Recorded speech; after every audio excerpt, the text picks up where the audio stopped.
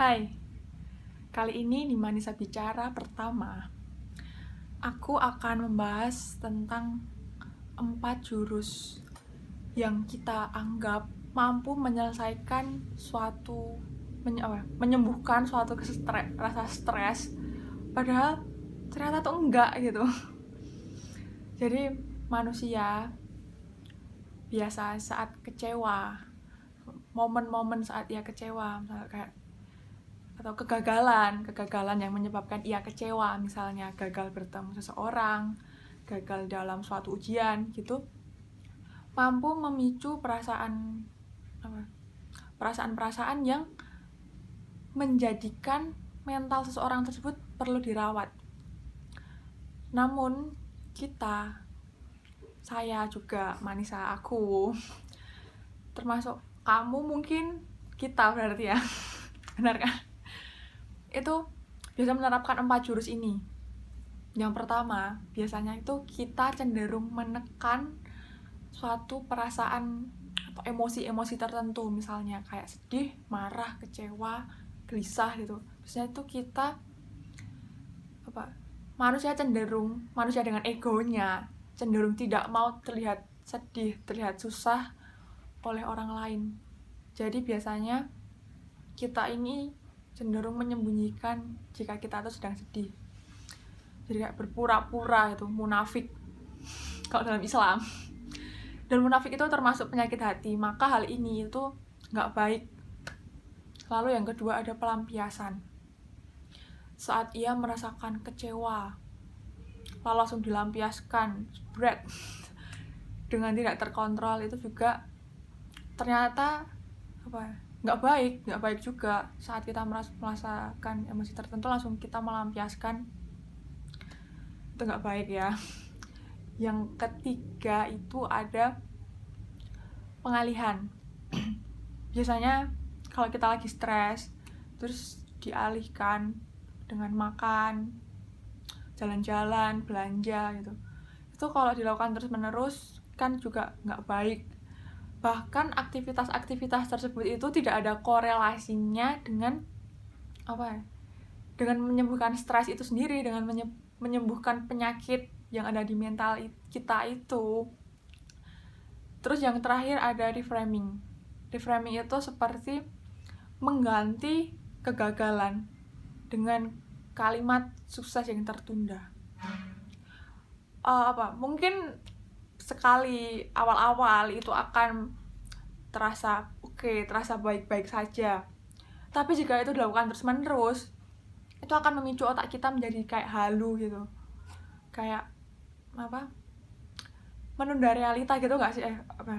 Menepis realita, menepis realita gitu kan. Kayak ya emang kenapa kalau kita gagal ya gagal aja gitu. Kayak kita sebagai yang memiliki ego juga, ego manusia itu cenderung nggak mau gagal. Terus biasanya itu kayak mengganti kegagalan adalah sukses yang tertunda gitu. Ya seperti yang aku bilang tadi kan, hal itu tuh terjadi, diganti kayak gitu tuh terjadi mungkin karena kita sebagai manusia nggak mau gagal, terus menganggap kegagalan itu musibah dalam hidup. Coba kalau kita bisa tertawa bersama kegagalan, bisa memaknai suatu kegagalan dalam hidup, mungkin malah kita bisa berkembang bersama kegagalan itu. Kegagalan itu bisa dijadikan suatu pelajaran yang nantinya untuk kita melangkah ke melangkah berikutnya, melangkah ke jenjang berikutnya. Jadi nggak apa-apa, terimalah kegagalan itu. Mungkin kamu dengan gagal itu bisa menjadi lebih baik lagi. Terus inti dari pembicaraan kali ini, dari Manisa Bicara kali ini, yang pertama ini adalah gak apa-apa, akui saja semua emosi, semua perasaan yang ada di dirimu. Gak usah perlu berpura-pura, gak usah menutupi. Akui aja kalau kamu sedih, akui aja kalau kamu gagal. Terus cerita, atau mungkin kamu bisa mulai introspeksi diri dan sebetulnya ada banyak cara yang dilakukan untuk healing, self healing diri kita sendiri itu, untuk menyembuhkan diri. Salah satunya yang akhir-akhir ini aku pelajari, aku tertarik, itu ada